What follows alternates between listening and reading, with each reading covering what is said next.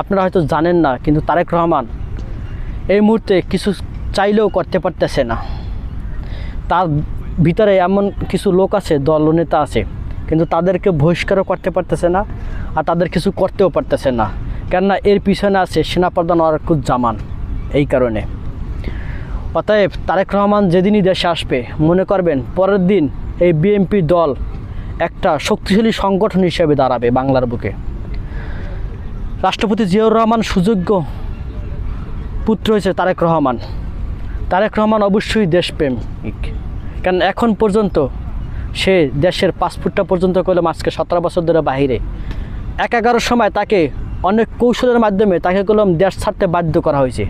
সে দেশে আসতে পারে না, এখনও দেশে চাইলেও করলাম আসতে পারতেছে না, কেন এখনও সরাসরি এখানে ইনভলভ আছে, সেনাপ্রধান ইনভলভ আছে। এই কারণে সে এখনও দেশে আসতে পারতেছে না, সে কলম দেশে আসতে চাইতে আছে। আমরা অনেকে যারা আছি আপামার জন্য তারা ভুল বুঝতেছি যে সে এখনও দেশে আসে না কেন।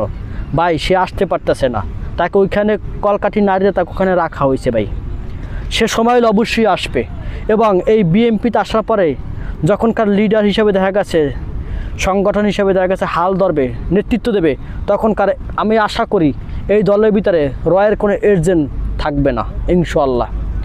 আপনারা যারা এখন আমার ভিডিও দেখে বলেন যে আমি যে ভুল তথ্য দিতেছি, বিএনপি নেতা তারেক রহমান দেশে আসবে, তখনকার আমার এই ভিডিওর কথা দেখা গেছে বাস্তবায়িত হবে ইনশাআল্লাহ, আপনারা লিখে রাখেন। অতএব আমি বিএনপির বিরুদ্ধে কোনো অপপ্রচার চালাই না। আমি যেটা বলি আমার দেশের কথা বলি।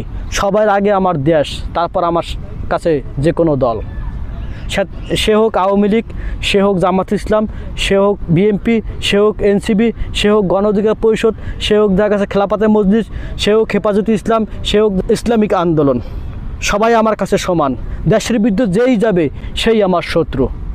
আসসালামু আলাইকুম। যারা এখন ইউপি চ্যানেলটি সাবস্ক্রাইব করেন নাই, সবাই সাবস্ক্রাইব করে আমাকে শক্তিশালী করবেন এবং দেশকে শক্তিশালী করবেন।